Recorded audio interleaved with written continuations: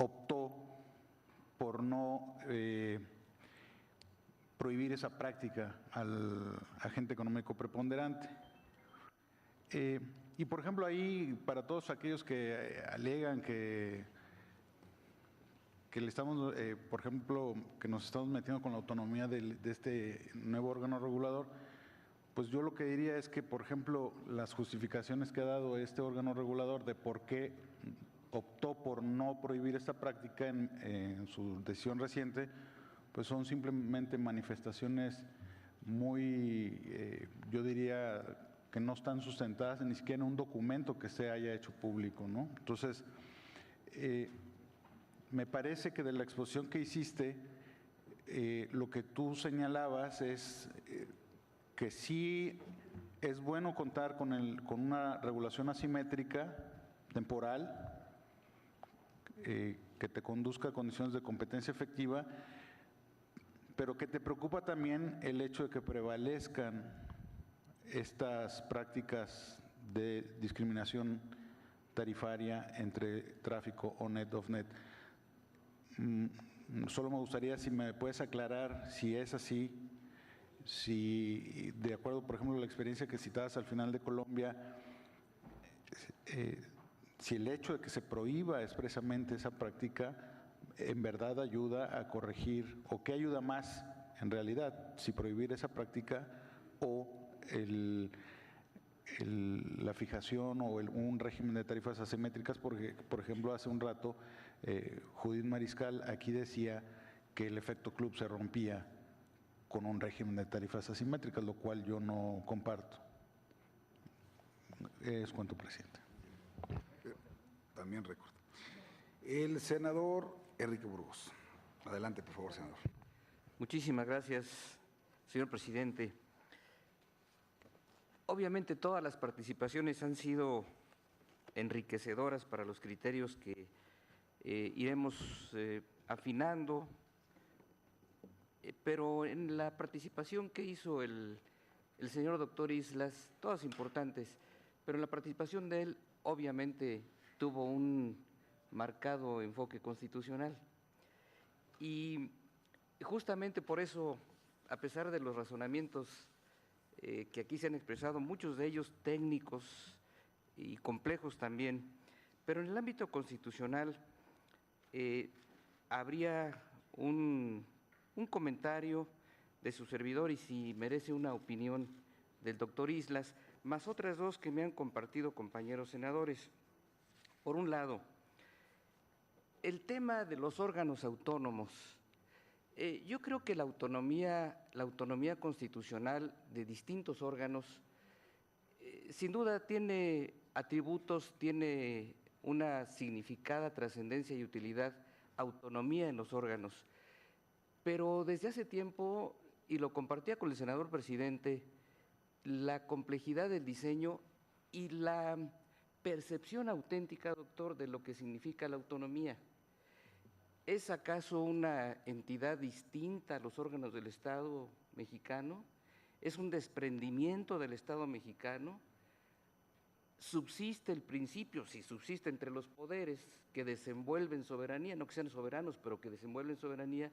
¿Por qué un órgano autónomo, constitucionalmente visto, por qué no tener principios de colaboración o de interrelación con órganos de otro poder o del Poder Ejecutivo o con órganos centralizados o descentralizados? Me parece que lo que debe anteponerse es la indispensable unidad del Estado mexicano. Por un lado. También por otro lado, doctor Islas, compartimos una pregunta de nuestros compañeros. Poner 3 límites a la neutralidad en el Internet, como cuando sean ilegales o ilícitos los contenidos o aplicaciones, o cuando lo ordene una autoridad fundada y motivada, o se limite porque hay usuarios que afectan la velocidad, la recepción o calidad de la red, son atentatorios contra la libertad. Y me comparten otra pregunta que en abono del tiempo o una opinión por lo menos para el señor doctor José Otero. ¿Cuáles son los criterios que deben atenderse para gestión de tráfico y legalidad de los contenidos en Internet? ¿Qué criterios? Tráfico, legalidad de contenidos de Internet. Muchas gracias, señor presidente. Muchísimas gracias, señor senador Burgos. Senador Fayad, adelante. Gracias, presidente. Más que pregunta, yo quisiera hacerle una precisión.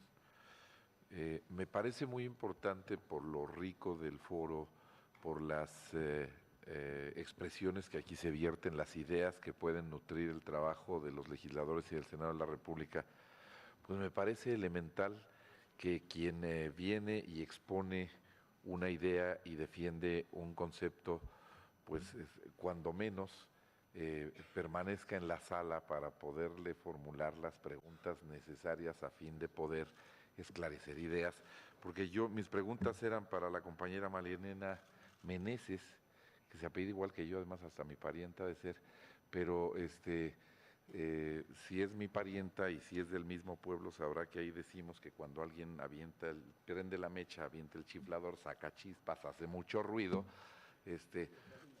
pues cuando menos se quede para hacer las precisiones del caso, porque a mí me parece que se dijeron cosas que, si no es que oí mal,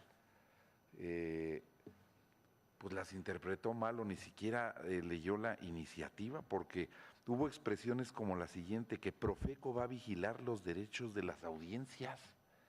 Entonces me hubiera encantado que nos hubiera respondido aquí, ¿y dónde leyó eso?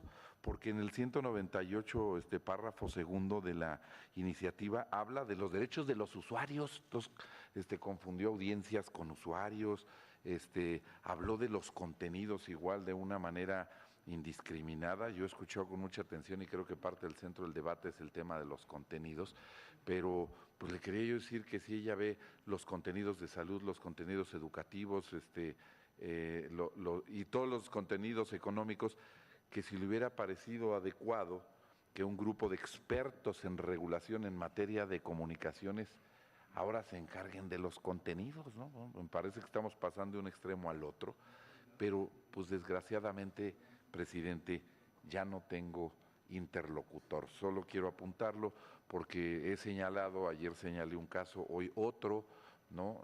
Nos parece que hay figuras que llegan, avientan y se van. Entonces, pues ni modo, ya no tuve interlocutor.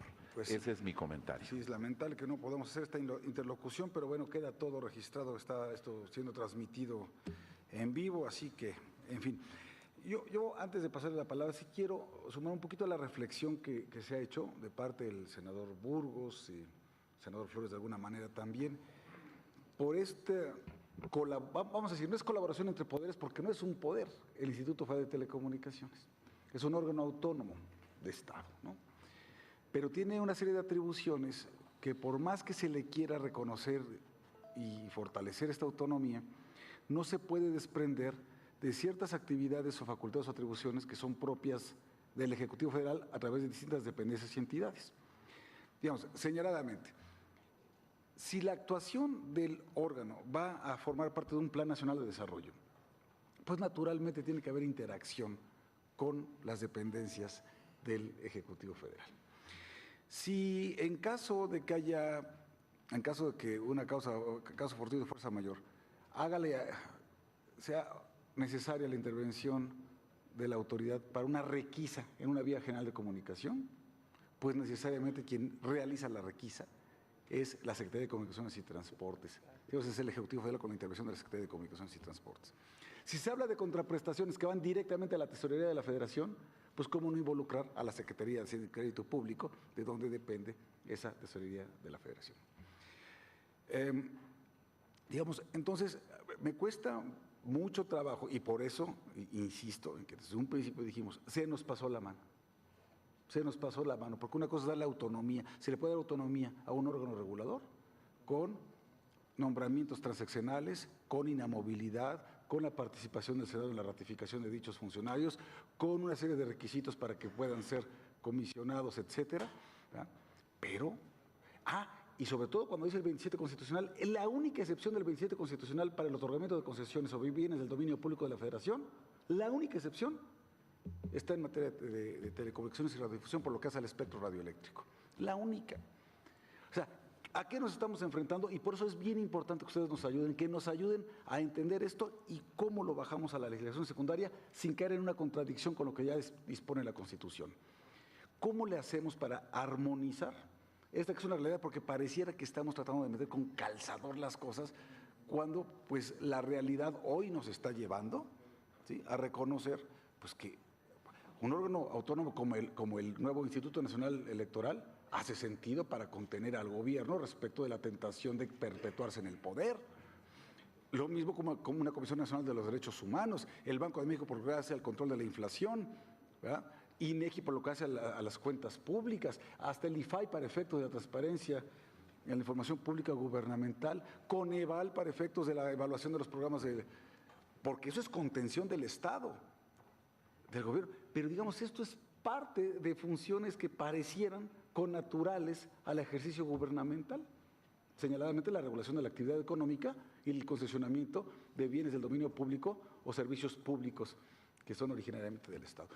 Ayúdenos, por favor, en esta oportunidad a entender bien cómo podemos armonizar, conviviendo con esta autonomía que ya tiene el Instituto Federal de Telecomunicaciones, pero sin dejar de reconocer esta realidad que es necesaria la intervención de una u otra manera de un poder de la Unión como lo es el Poder Ejecutivo. Por su atención, muchísimas gracias. Tiene la palabra usted, doctor Fernández Santillán. Bueno, enseguida de lo que usted ha dicho, efectivamente, ahí habrá una necesaria relación de coordinación entre las dependencias del Ejecutivo Federal y el IFT, en su calidad siempre de organismo autónomo. Pero es un organismo oficial que recibe ingresos del Estado, tal como ya sucede con la CNDH y la PGR, que deben de estar coordinados, porque hay una comunicación, que también es una relación entre dependencias, por una parte, del Ejecutivo Federal y de un organismo autónomo, o la que puede haber entre Banco de México y Secretaría de Hacienda, que es un organismo autónomo y es un organismo de la línea del Ejecutivo Federal. Pues los principios de coordinación y distribución de facultades, a mi parecer, van orientados a obtener una eficiente prestación del desarrollo de las actividades en general del Estado, porque los dos, a fin de cuentas, son órganos del Estado y no implica violación o transgresión alguna a las facultades o autonomías del IFT. Ahora, en este mismo sentido, creo que nos conviene tomar en cuenta cómo se producen las políticas públicas en algunos países. Los que yo conozco son los de los países nórdicos. Entonces, lo que se hace es, antes de tomar una decisión oficial, e incluso de hacer leyes, tomar en cuenta lo que piensa el gobierno, lo que piensa el Congreso, pero también lo que piensa la sociedad civil, que creo que es para este ejercicio, organizaciones académicas y los involucrados. Entonces ya después se llega a la siguiente fase, que es la elaboración de las leyes y la elaboración, en todo caso, de las políticas públicas. E incluso se les dota de responsabilidades y facultades en el involucramiento y el seguimiento de esas políticas públicas, ¿no? Y creo que podía ser la pauta para esta cuestión tan debatida que son los contenidos, ¿no? Hay un peligro aquí, y me voy a la respuesta al senador Robles. Se ha hablado del peligro de regresión autoritaria, y yo no lo creo así, por una razón muy sencilla. México ya cambió de la época de la hegemonía del régimen de la revolución a lo que es hoy. Aquello era el sistema presidencial omnímodo, era el país de un solo hombre y de un solo partido.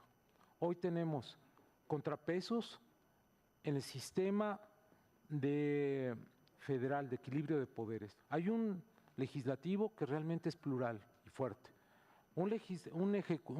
judicial también, órganos autónomos, estados que son plurales en su composición, una sociedad civil vigilante, también medios de comunicación plurales, o sea, una sociedad crítica, observante.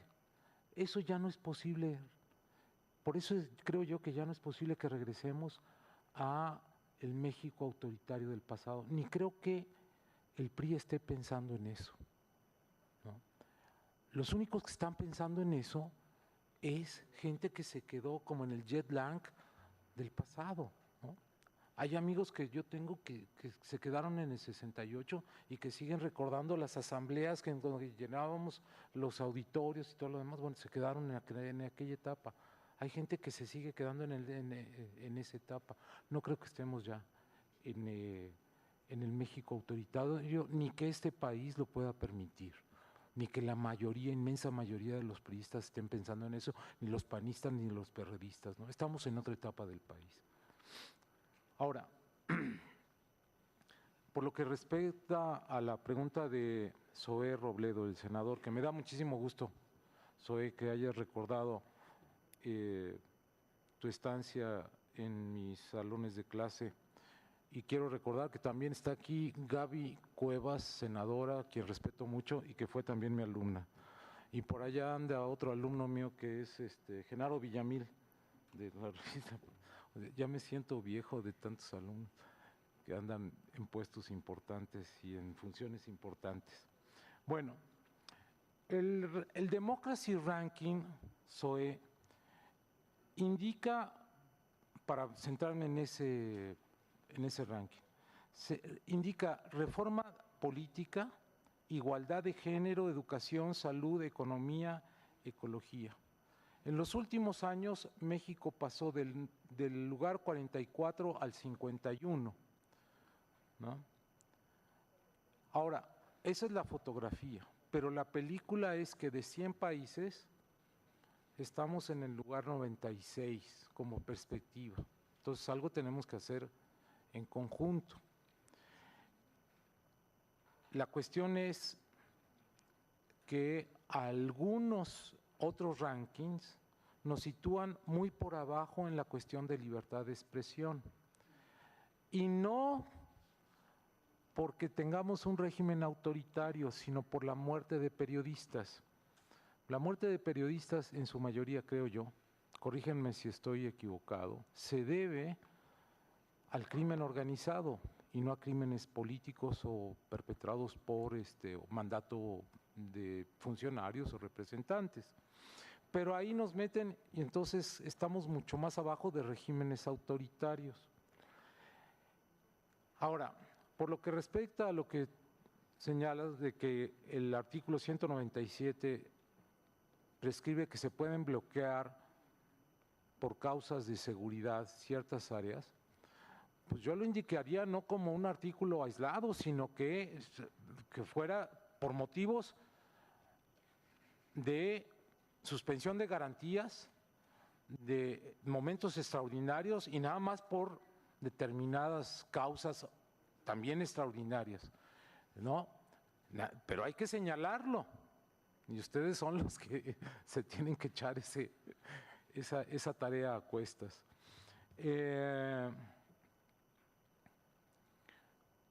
La cuestión de la supervisión de contenidos, ahí la palabra moral me da miedo, porque puede decir todo y nada. Por eso es importante que yo soy de la opinión que las atribuciones de supervisión de contenidos sí queden en la Secretaría de Gobernación y no pase al Instituto Federal de Telecomunicaciones, para no atiborrarlo de funciones al nuevo instituto. Alguien la tiene que hacer y ya estaba, a mi manera de ver, en la Secretaría de Gobernación. Pero creo que sería bueno con el concurso de algunas otras instancias. Por ejemplo, asociaciones, organizaciones de la sociedad civil, académicas, fijar muy bien de qué se trata el punto de los contenidos. ¿A qué contenidos nos referimos? ¿Cuáles son los criterios y las pautas que vamos a seguir para supervisar esos contenidos? Y sobre todo, ¿cuándo se hace el señalamiento de faltas a la moral? Pueden ser muy laxos, ¿no?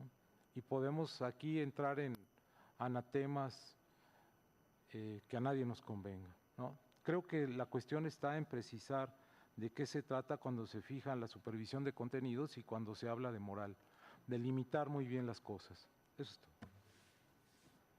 Muchas gracias, doctor. Jorge Islas, eres doctor, ¿verdad, Jorge? ¿No?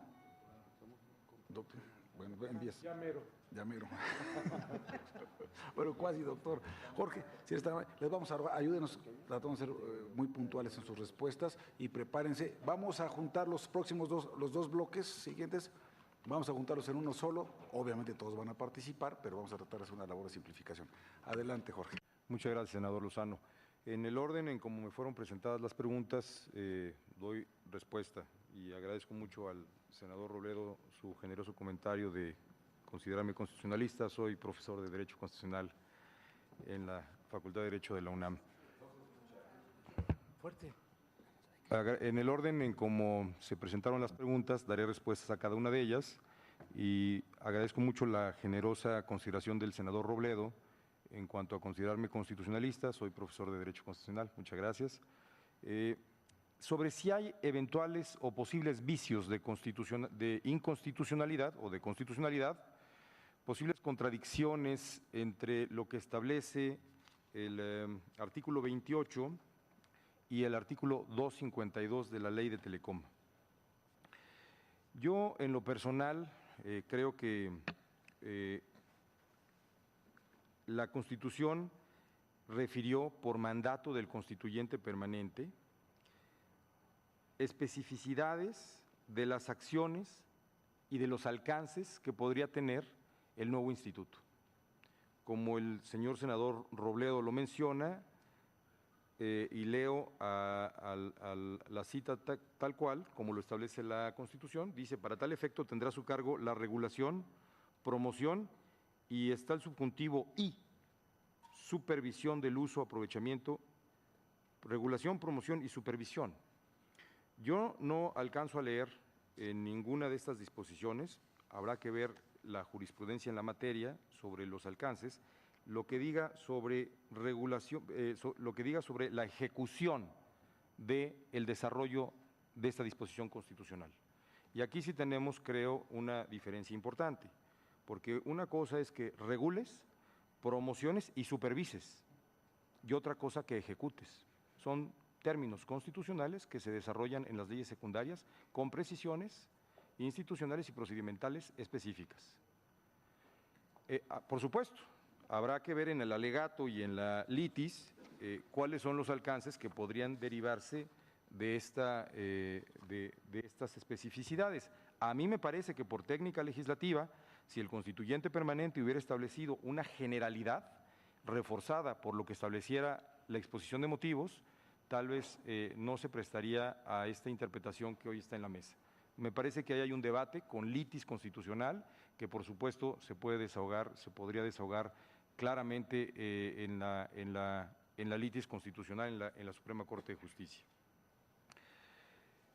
Con relación a la pregunta del senador Benjamín Robles, si las facultades de la Secretaría de Gobernación en la materia de telecomunicaciones y radiodifusión, si hay criterios y facultades, si son opiniones adecuadas, si permiten la discrecionalidad, si son interpretaciones a modo. Bueno, senador, yo lo que creo es que aún con la mejor legislación, siempre habrá un funcionario que pueda ser omiso y ahí puede haber una discrecionalidad. Yo creo que aún teniendo la mejor legislación de la materia de la que se trate, siempre existirá más que el factor legal, el factor humano. Y ahí podrá haber una acción que pueda redundar en un acto discrecional. Sobre esta legislación, por supuesto, la subjetividad o una mala interpretación puede generar excesos. Mi preocupación no es tanto esa como la que se podría dar en el caso en el que no tuviéramos dos elementos que me parece que son muy importantes para generar medios de control y contención ante estos eventuales abusos o ejercicios de mal gobierno que pudiesen deteriorar derechos y el mismo espíritu de la legislación. Uno está contenido, que no se ha hablado el día de hoy, pero me parece que es la matriz y la base con el contexto con el cual da una sombrilla de protección a todo esto de lo que hemos hablado, que es el artículo 1 constitucional. El reconocimiento de los derechos humanos bajo ciertos principios. Uno de ellos es el principio pro homine. Todo a favor de la persona, incluyendo los tratados internacionales. El segundo elemento que me invita a pensar y que no me genera una preocupación, digamos, de alarmas excesivas, es: estoy convencido que tenemos un poder judicial independiente. Estoy convencido que tenemos medios de control constitucional eficaces. Y estoy convencido de que tenemos una Suprema Corte de Justicia contundente y extraordinariamente libre y autónoma para resolver casos que se presenten de esta naturaleza o las cortes de otra naturaleza, de otros niveles, que se presentaran para resolver litigios de esta naturaleza.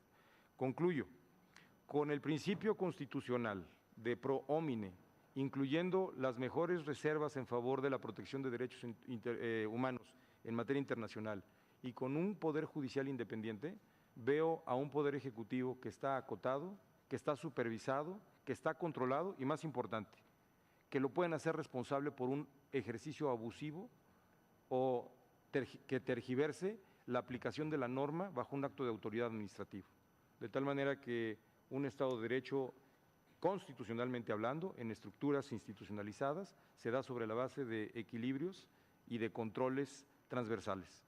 En todo momento veo que esta disposición no se exime de un eventual acto de responsabilidad, de supervisión y de fincamiento eventualmente a la autoridad que lo haga, de toda la responsabilidad y todo el rigor que merecería en caso que hubiese un acto de discrecionalidad que afectara el derecho de una de las personas. Como último tema sobre esta particular, diría que está siempre pues el juicio de amparo, el juicio de garantías que protege el derecho subjetivo de todos los gobernados. De tal manera que pro homine, principio constitucional, poder judicial independiente y juicio de amparo, creo que son medios de contención que total y absolutamente controlan a un poder ejecutivo que eventualmente pudiese tener determinaciones arbitrarias o discrecionales. Esa es mi perspectiva.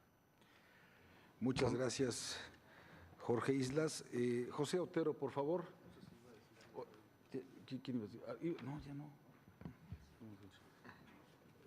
Te rogamos, José, ser muy puntual en la respuesta para que podamos avanzar. Sí, me parece que fui un poquito técnico en la charla, por lo que quiero definir de forma muy sencilla varios conceptos. El efecto club básicamente lo que significa es, si a ti te cuesta $1 llamar a alguien que tenga tu mismo operador celular y te cuesta $10 llamar al otro, pues obviamente vas a estar llamando al que te cueste $1 casi siempre, sobre todo si eres un suscriptor prepago. Esa tendencia de evitar llamar a otros operadores es lo que se llama el concepto club. Eso es por un lado. Bill and Keep es cuando tú tienes tienes dos redes de telecomunicaciones y el tráfico de una pasa a la otra, pues tú tienes que pagar un peaje. Bill and Keep implica que no pagas nada, es cero para los dos lados. Como está en la propuesta, en un lado es cero y en el otro lado se paga, eso no es Bill and Keep. Eso hay que tenerlo bastante claro. Lo otro es, la pregunta que me hace el senador Flores, es acerca de la importancia de tarifa dentro de la red, o sea, el efecto club, a tarifa fuera de la red, y cómo esto impacta la regulación asimétrica.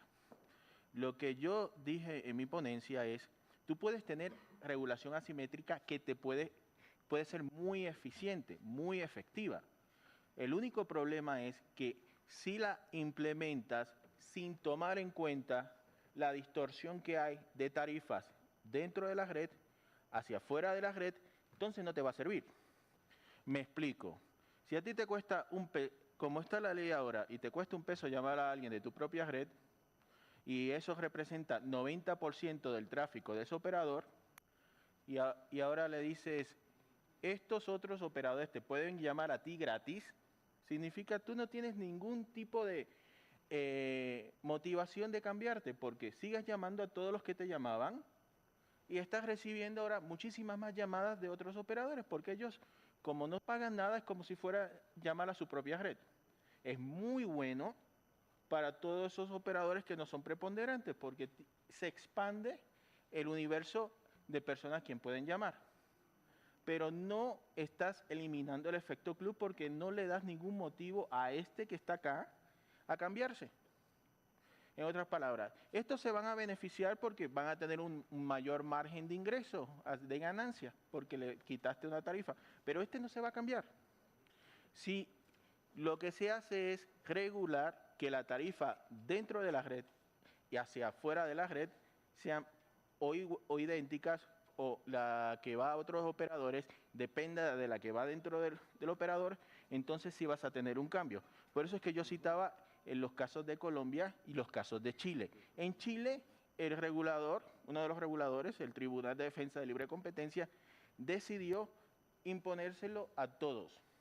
La tarifa hacia otros operadores es tu tarifa on-net más el costo de interconexión. Y por ley se le aplica a todos. En Colombia se aplicó esta misma fórmula en el 2009, pero cuando yo en mi presentación hablaba de que no basta con asegurarte de que vas a poner esa relación entre la tarifa dentro de tu red hacia otros operadores, sino que tienes que asegurarte de que todas las promociones, todas las bonificaciones también sean idénticas para los dos lados. ¿Qué sucedía en Colombia durante de 2009 a 2012? Bueno, incrementaron como 10 veces la tarifa dentro de tu propia red, porque así incrementas a la que va a otros operadores, pero si eres un prepago, comprabas la tarjetita, te voy a quintuplicar el saldo, pero solamente para dentro de tu propia red. El resultado es, la tarifa hacia otros operadores se encareció y la dentro de tu propia red se abarató muchísimo. ¿Qué pasó? El operador incrementó su tráfico. En el finales de 2012 se pasa una nueva ley en Colombia para corregir esta distorsión, y en un periodo de como 11 meses después de estar activa, el tráfico del operador denominado con poder significante de mercado perdió 7 puntos porcentuales en su tráfico, pero a perspectiva del usuario eso no le dice nada. A perspectiva del usuario, lo que estamos viendo en Colombia ahora es, te cuesta $1 el minuto a cualquier operador. Ya esa distinción de tarifas ha sido eliminando. Por eso es que cuando a mí me dicen que en México vamos a poner tarifa simétrica de terminación, yo muy bien, pero cuando no se contempla las diferencias que tienes en tráfico de todo lo que va al mismo operador al que va al otro operador, me parece que están haciendo la tarea a mitad. ¿Por qué? Porque en mi consultora estimamos que el tráfico aquí del operador preponderante dentro de su propia red va a ser como 90%. Seamos buenos y digamos que es un 80%. Al no considerar la diferenciación entre el tráfico que ellos llevan siempre dentro de su propia red a la que va a otros operadores, estás regulando solamente para un 20% del tráfico. Esa es la distorsión. En otras palabras, no estás haciendo nada. Los ejemplos internacionales te dicen, bueno, vamos a aplicar asimetría y vamos también a preocuparnos con este modelo. El de Colombia es como el de Chile. Tarifa on-net más cargo de interconexión es el que tienes para otros operadores. Esto teniendo en cuenta de que hay una revisión con la tendencia a ir bajando y reduciendo el cargo de terminación, y el gobierno chileno lo ha dicho claramente, vamos hacia Bill and Keep. No se preocupen los prepagos, porque cuando vayamos a Bill and Keep nos vamos a asegurar de que no los desconecten, porque el tráfico que vaya a entrar en sus celulares va a ser gratis. O sea, todo esto es lo que, si estamos viendo en la Comunidad Europea, está la propuesta de Europa Conectada. Ayer o antier fue la aprobación de lo de neutralidad de redes y el roaming desaparece en el 2015. Esto es todo parte de un marco más extenso donde los 28 Estados miembros de la Unión Europea van a ser una sola área local. Y tiene que haber bill and keep entre todos. Estados Unidos tiene bill and keep, Antigua y Barbuda, muchos mercados tienen este sistema. Eso es más o menos a lo que yo me estaba refiriendo para que se entienda. Por eso no es que asimetría, por un lado, es un modelo y off-net, on-net es otro. Son complementarios. Luego, el senador me pregunta acerca de criterios de gestión de tráfico. A mí, si uno lee la introducción a la propuesta, en la parte de neutralidad, no tengo ningún problema. Cuando yo leo el artículo 146, está ambivalente y me da la impresión, o yo puedo interpretar, de que el operador tiene el criterio de degradar o no degradar el tráfico que ellos elijan. ¿Qué significa esto en términos de que un usuario lo puede entender? Todos los operadores de telecomunicaciones están ofreciendo un servicio donde hay una alternativa que puede ser gratis. Está el WhatsApp, está el Skype, está el Line, está el Netflix, está el Cuevana, o una alternativa que compita directamente con ellos. Con esa ambivalencia, yo te puedo degradar la señal cuando tú estés usando Netflix en lugar de mi proveedor de OTT de video. O en el caso que yo mencioné brevemente, en los Países Bajos, KPN decidió cobrarle 1 o 2 euros más a cada usuario que utilizara WhatsApp. ¿Por qué? Porque le estaba matando el negocio de mensajería. Si uno ve la tendencia mundial, los famosos mensajes de texto están cayendo, están siendo reemplazados por este tipo de aplicación, de WhatsApp, Vine, Telegram, el que sea. Pues ellos, como veían una caída en sus ingresos por esta aplicación, vamos a cobrarle. Inmediatamente se une Vodafone, se une T-Mobile para cobrar a los usuarios.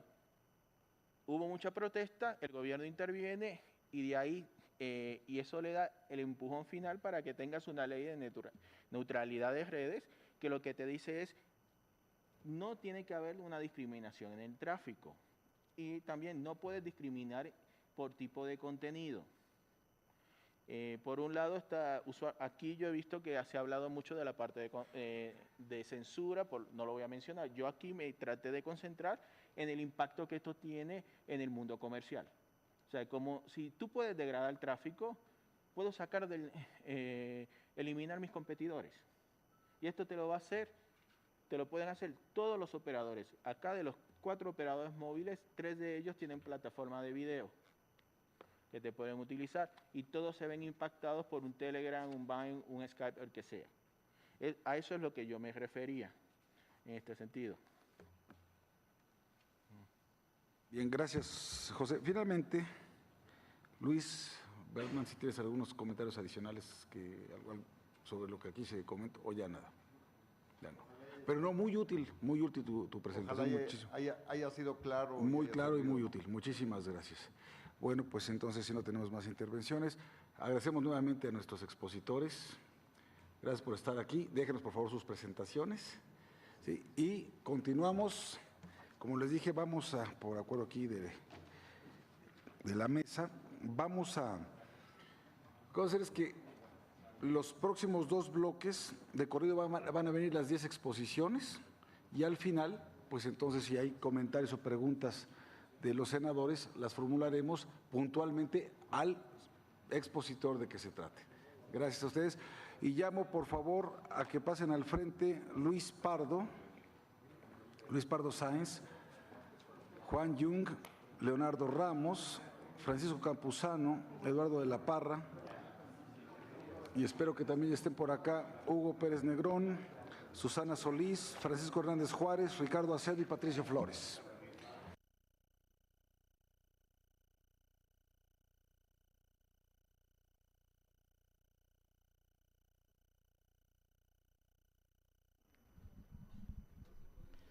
Concluye el segundo de los paneles. Como usted pudo escuchar, restan aún todavía 2 más. con la participación de diversos especialistas en el tema. Interesantes aportaciones se han planteado en esta oportunidad. Y vamos a continuar, por supuesto, presentándole todo lo que aquí se plantee, se diga en torno a este tema. Al objetivo de este foro, el análisis sobre las leyes secundarias en materia de telecomunicaciones y de radiodifusión. ¿Qué se busca regular con la legislación secundaria? Se busca regular la administración del espectro radioeléctrico, a través del cual es posible ofrecer los servicios de radio, televisión, internet y de banda ancha. También regular los recursos orbitales, las redes de telecomunicaciones, los servicios públicos de interés general de telecomunicaciones y de radiodifusión, la convergencia y la competencia entre estos. ¿A quién le corresponde lo que hemos podido escuchar? ¿A quién le corresponde aplicar las leyes secundarias en telecomunicaciones? Si nos basamos en el texto de la iniciativa enviada por el Ejecutivo Federal, se plantean diversas dependencias que tendrían diversas atribuciones y funciones a cumplir en relación con este tema. El Instituto Federal de Telecomunicaciones en primera instancia, pero también la Secretaría de Comunicaciones y Transportes, la Secretaría de Gobernación, la Secretaría de Hacienda, la Secretaría de Educación Pública, de Salud y también la Procuraduría Federal del Consumidor. Según esta iniciativa, las funciones que estarían realizando en el caso del Instituto Federal de Telecomunicaciones sería el de regular y promover la competencia y el desarrollo eficiente de las telecomunicaciones y la radiodifusión, el espectro, los recursos para los satélites y los servicios públicos de telecomunicaciones y radiodifusión, y otorgará y revocará concesiones e impondrá sanciones. ¿Cuáles son las facultades que se establecerían para la Secretaría de Comunicaciones y Transportes? Está la de opinar sobre el otorgamiento de concesiones, planear e instrumentar las políticas de telecomunicaciones y radiodifusión del Gobierno de la República, de servicios satelitales y del propio gobierno, adquirir y operar redes de telecomunicaciones y realizar acciones para el acceso a Internet de banda ancha en edificios e instalaciones públicas y la cobertura social. Un tema debatido que ha despertado la controversia en este foro y también desde un principio, con el conocimiento del texto de la iniciativa enviada por el Poder Ejecutivo, son las facultades que estaría cumpliendo la Secretaría de Gobernación.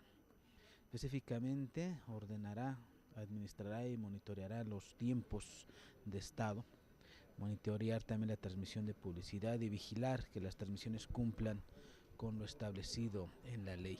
Estos y otros aspectos son los que se están analizando en este foro que tiene por sede el Senado de la República, en este salón de la Comisión Permanente. Aquí se llevan a cabo las reuniones de la Comisión Permanente durante el periodo de receso, en donde corresponde a esta Cámara ser la sede de la Comisión Permanente. Asimismo, se establece las facultades de la Secretaría de Hacienda.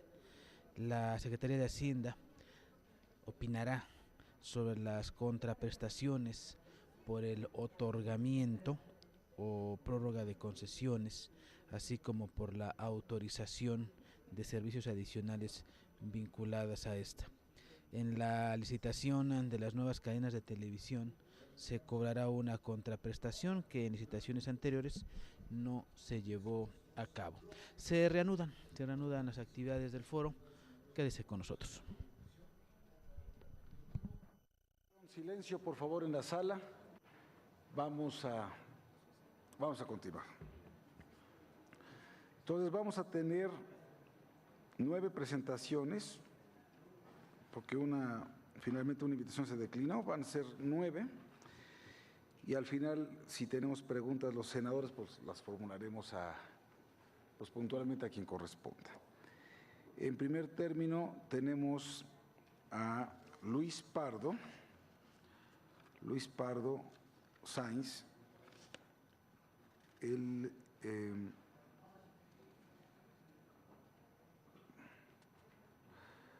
presidente de la Federación de Medios Masivos de Chile. Sí es, ¿verdad? Sí. Y presidente de la Asociación de Radiodifusores de Chile. Sí. Ok. Y presidente de la Asociación de Radiodifusión, de la AIR. ¿Dónde está Luis Pardo? Luis Pardo. Entonces, lo estoy presentando. Bueno, entonces pasamos con nuestro siguiente expositor, que es Juan Jung. ¿Sí es Jung? ¿Está bien pronunciado? Sí. Jung. Bueno, Juan Jung nació en Uruguay, economista investigador, profesor de Introducción a la Economía y de Microeconomía de la Universidad de Uruguay y actualmente coordinador de Estudios y Regulación de la Asociación Iberoamericana de Centros de Investigación y Empresas de Telecomunicaciones, mejor conocida para los que estamos en el sector como la CIET. Adelante, Juan, tienes 10 minutos, suplico. Y, por favor, a todos los presentes, bueno, los que van a exponer, que nos dejen sus presentaciones para leerlas con cuidado y también para subirlas a nuestra página de internet. Adelante, Juan. Muchísimas gracias. Antes que nada, agradecer la invitación para poder estar en tan destacado evento. Agradecemos especialmente a los senadores por pensar en nosotros para dar nuestra visión. Mi nombre es Juan Jung, soy coordinador de Estudios y Regulación de ACIET, que es la Asociación Iberoamericana de Empresas de Telecomunicaciones, una entidad que tiene más de 30 años y nuclea empresas de todo tipo dentro del sector y que tiene como principal objetivo el propiciar el cierre de la brecha digital a través del diálogo público-privado. Antes de ir a los comentarios específicos sobre la propuesta presentada, nos interesa contextualizar desde dónde nosotros vemos la discusión. Y nosotros lo que pensamos al respecto es que México tiene que plantearse una meta, un desafío, que es cerrar la brecha digital, esto es masificar la conectividad a Internet para todos sus habitantes. Nosotros hemos conducido un estudio recientemente que se llama Desafío 2020, que abarca a México y a otros países de la región, donde básicamente lo que nos preguntamos es posible que América Latina alcance los niveles de conectividad de los países más desarrollados, de Europa en concreto? Y si es posible, ¿cuánto cuesta? En ese sentido, el apartado para México, vamos a presentar algunos números y en ese caso vemos que para equiparar a Europa en el 2020, México tendría que alcanzar 70% de penetración de Internet móvil, y un 65% de los hogares conectados a Internet de banda ancha fija. Eso es un esfuerzo considerable y requerirá una inversión de 8.500 millones de dólares al año entre el periodo que va desde ahora hasta el 2020, según los números del estudio. Para seguir contextualizando, vemos que México ha venido avanzando, tanto en penetración móvil, que lo vemos a la izquierda, como en banda ancha fija. La competencia en México ha generado que mejoren los servicios para los usuarios, se amplíen la oferta de servicios, se amplíen las conexiones, las inversiones, que es algo muy importante y que básicamente va a ser el eje de esta presentación, han sido muy importantes en México en los últimos años. México es el segundo país que más invierte en términos absolutos en la región y la inversión per cápita ha aumentado en los últimos años. También la intensidad del capital, que es cuánto de lo que ganan las empresas lo invierten. Aquí vemos lo que ha sido la evolución de la inversión en México en el sector. Y podemos ver también que la competencia ha contribuido a bajar los precios de los servicios de telecomunicaciones. Por ejemplo, la banda ancha móvil en México es de las más asequibles en la región, según el indicador que es precio más barato sobre PBI per cápita. Y ahí no sé por qué quedó. Bueno. Entonces, lo que veíamos es que la inversión es fundamental. La anterior. La inversión, no, atrás. Ahí. Pero sin embargo, seguir con esta buena tendencia no va a ser suficiente para llegar a esa meta porque el esfuerzo es considerable. Básicamente, para llegar a esa meta de que México en el año 2020 tenga niveles de conectividad similares a los países más desarrollados, implicaría invertir un 6% por encima de lo que se invertiría siguiendo la tendencia. La inversión corresponde a las empresas, pero también se necesita un marco, un contexto, un entorno regulatorio que facilite esa necesaria inversión y que fomente el despliegue de infraestructuras. Así que se necesitan las dos cosas que tienen que estar alineadas. En ese sentido, nos parece importante clarificar algunos puntos de la redacción del texto que entendemos que se pueden modificar algunos énfasis, porque tenemos que ser muy cuidadosos a la hora de imponer regulaciones para que no terminen desincentivando la inversión, especialmente considerando que la competencia en infraestructuras es muy importante para ofrecer mejores servicios y para la innovación en el sector. Siguiente. En general vemos positiva la propuesta, vemos que la propuesta de ley tiende a promover las inversiones y a facilitar los despliegues de infraestructuras, fomenta la inversión extranjera, permite el arrendamiento y uso secundario del espectro, entre otras cosas, crea las concesiones únicas para prestación de todos los servicios. Siguiente. Pero nos parece importante que algunos aspectos pueden ser reforzados o por lo menos aclarados, porque hay ciertas posiciones que pueden quedar ambiguas. En el caso de las renovaciones de licencia, nos parece importante que sea explícito en el sentido de que se pueda propiciar la renovación de licencias para todas las empresas que obviamente que hayan cumplido con todas sus obligaciones y que acepten con los términos correspondientes, pero que se pueda disponer de esa previsibilidad para que las empresas puedan tener un horizonte de largo plazo para hacer la inversión. También vemos como muy importante que se menciona en el texto, pero que debe ser especialmente atendido, fomentar e impulsar la coordinación entre los diferentes niveles de gobierno, ya sea gobierno central, estados, municipios. Esto es particularmente importante para el caso del despliegue de las radiobases, por ejemplo, y es un problema común en América Latina. En la eventualidad de una no renovación de licencias, creemos que es importante que se indemnice adecuadamente al concesionario en caso de que éste haya cumplido con las obligaciones como corresponde y que el proceso sea abierto y transparente. Eso entendemos que debería estar explícito. Un aspecto que me parece que también hay que remarcar, que es la necesaria disponibilidad de espectro. La ley podría ser quizás más explícita en que se va a garantizar la cantidad de espectro suficiente, porque sin espectro no va a ser posible llegar a esos niveles de conectividad y cerrar la brecha digital. Y ahí me gustaría mostrarles el gráfico, que es la previsión que hace Cisco para los próximos años del tráfico en redes inalámbricas en México. Podemos ver que el crecimiento es exponencial y con la cantidad de espectro que hay actualmente asignado en México, que es menos que en muchos otros países de América Latina, no va a ser posible dar respuesta a esa demanda de tráfico que es lo que se viene en México y en la región. Y máxime cuando el cierre de la brecha digital en México y en buena parte de los países de América Latina se va a dar a través de las tecnologías móviles, porque no siempre es eficiente llegar con la tecnología fija a todos los rincones de un país.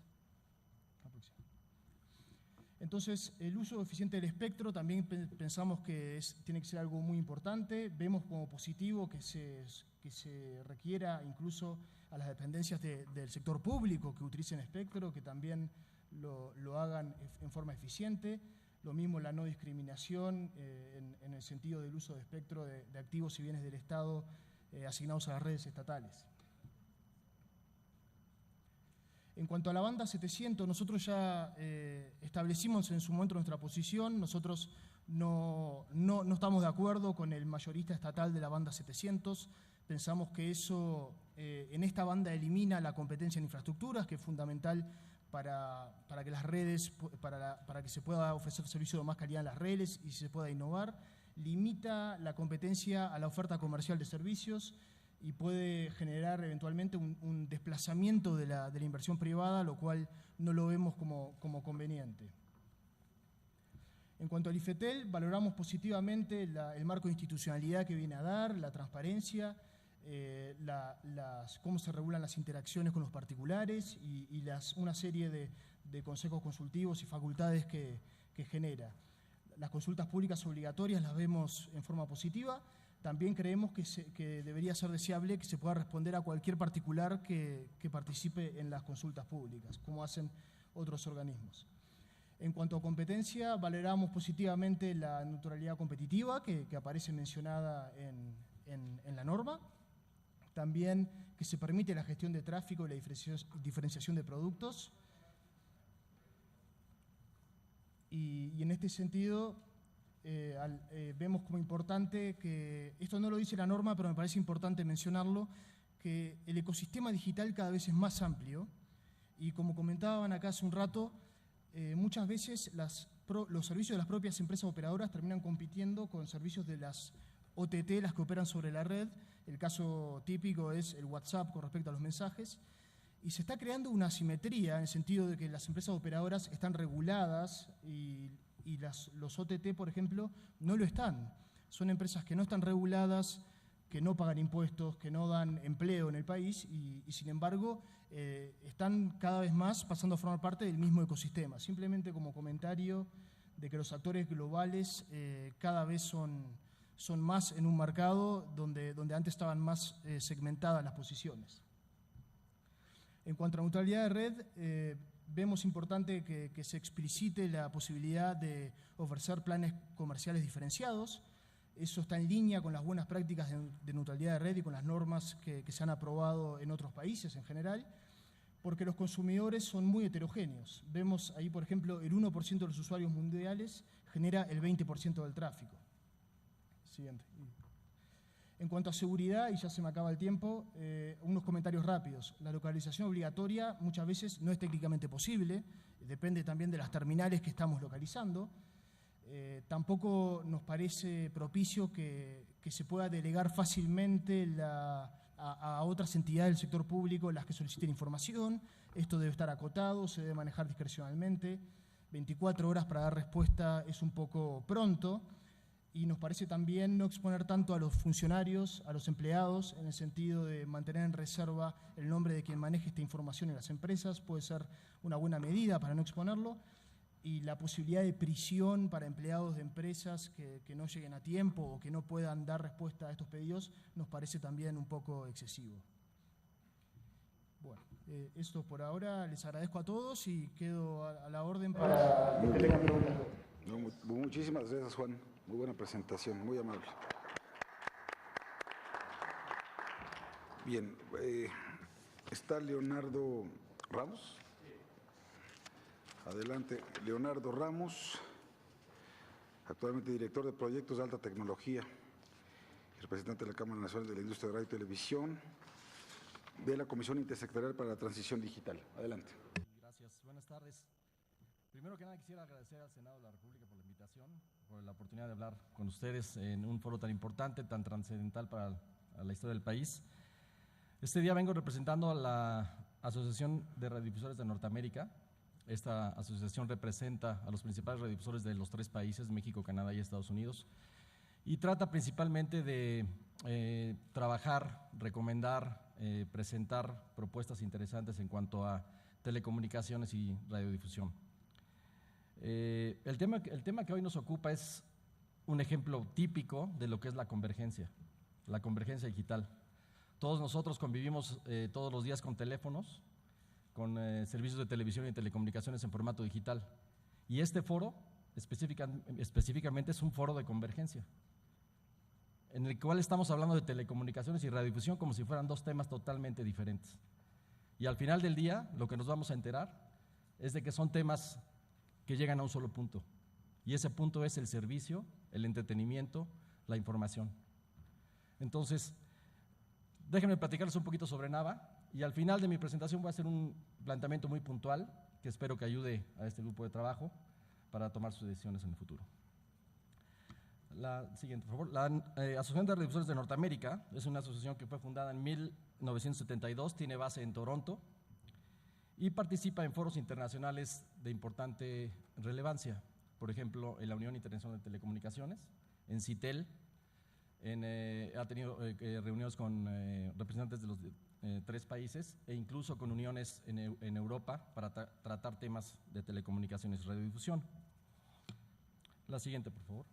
La misión principal es identificar y estudiar cuestiones que afectan los intereses de los radiodifusores en estos 3 países, incluyendo propuestas de perspectivas y soluciones técnicas, legales, etcétera, para el desarrollo de la actividad y su promoción a nivel mundial. La protección del contenido y la propiedad intelectual, que con esta revolución de envíos de información, correos electrónicos, archivos, etcétera, pues ha quedado un poquito olvidada la parte de la propiedad intelectual. Promover los principios de libertad de expresión, ya algunos colegas han tratado este tema anteriormente. La seguridad del personal y las organizaciones que son miembros de